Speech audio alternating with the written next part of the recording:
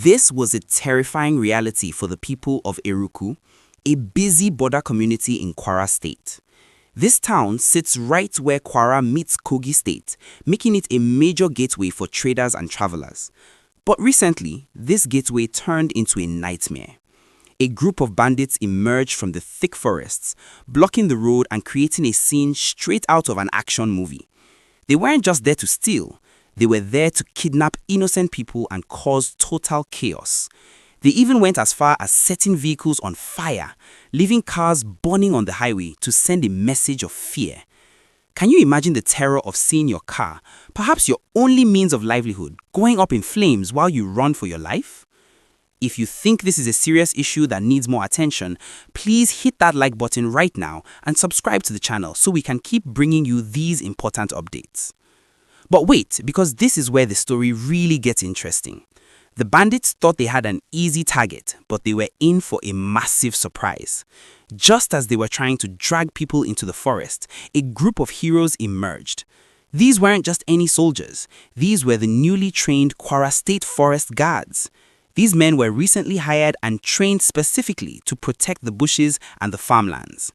Working together with local hunters who know every hidden path and every cave in that forest, they engaged the bandits in a fierce battle. The sound of the exchange was loud enough to be heard miles away. Because these guards are locals, they knew exactly where the bandits were trying to hide. They didn't back down. They pushed forward with so much bravery that the bandits realized they had met their match. The kidnap attempt was completely foiled and the attackers were forced to flee back into the deep forest, leaving their mission unfinished. It is a massive win for the community, and it shows that when we empower local people to protect their own land, magic happens. However, we have to ask ourselves, how long can this go on? Eruku and surrounding towns like Koro have been facing these threats for a while now. We've heard stories of farmers who are afraid to go to their cashew plantations and traders who are scared to move their goods at night. This isn't just about safety, it's about our economy. When the roads aren't safe, food prices go up because the trucks can't move freely. The government has stepped up by deploying over 1,000 of these guards, but the question remains, is it enough? We need to keep talking about this so that the authorities know we are watching. Before we go further into how this affects the neighboring states and what the villagers are saying about the secret paths the bandits use, please make sure you are subscribed. Subscribing helps our community grow so we can reach more people with the truth. This victory in Eruku is a testament to the power of teamwork between the government and the local people. It gives us hope that we can take our forests back from those who want to use them for evil. But the bandits are still out there, lurking in the shadows of the border between Kwara, Kogi, and Ekiti. The residents are calling for more permanent security posts and better communication tools so they can call for help the moment they see something suspicious.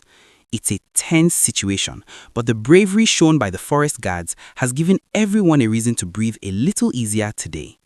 It's a story of not on our watch, and we definitely need more of that energy across the country. To dive deeper into the tools these guards are using, the government hasn't just given them uniforms and sent them out.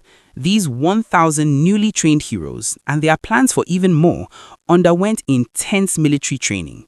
They were taught how to track movement in the thickest parts of the forest, how to handle advanced communication gadgets to call for backup, and how to use modern security tools to neutralize threats before they even reach the town. This isn't just a small group of volunteers, it is a professionalized unit designed to be the eyes and ears of the state. If you are proud of how our local security is stepping up, make sure you like this video and subscribe to the channel right now so you don't miss the next update on their progress. Beyond just the guards, something even bigger is happening.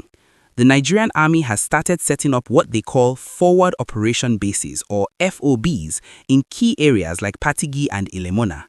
Think of these as mini military camps located right in the heart of the danger zones. Instead of waiting for a distress call from the city, the soldiers are already stationed near the forests. In fact, the general officer commanding of the 2nd Division was even directed to relocate his operations to Kwara to oversee this personally. This means when those bandits tried to strike Eruku, they weren't just fighting local hunters. They were walking into a trap set by a coordinated force of army, police, and forest guards. This strategy is actually part of a larger national plan called the Presidential Forest Guards Initiative. The goal is to make sure every local government has at least 200 guards fortifying the bushes. In Kwara, Governor AbdulRahman AbdulRazaq has been very vocal, saying that the message to these bandits is clear: leave the state or pay a hefty price. It's a total offensive. We are moving from a time when we were just reacting to attacks to a time when we are taking the fight directly to their hideouts. If you believe this offensive approach is the right way to fix Nigeria's security, please let me know by leaving a comment and subscribing to help our channel reach more people. But let's be real for a second. While the guns and bases are great, the real secret weapon is the people. The Owa of Eruku, the traditional ruler of the community, has been working closely with the government to ensure that every stranger in the forest is identified. The community is now more alert than ever. They are sharing information about where the bandits try to hide their motorcycles and which paths they use to sneak in from neighboring Kogi or Ekiti states. This kind of people-powered security is exactly what turns a vulnerable town into a fortress. It's about neighbors looking out for neighbors and reporting suspicious movements before things go south. The situation is still developing, and there are more details about how the government is helping the victims whose vehicles were burnt, as well as new plans to secure the cashew transport routes that are so vital for the local economy.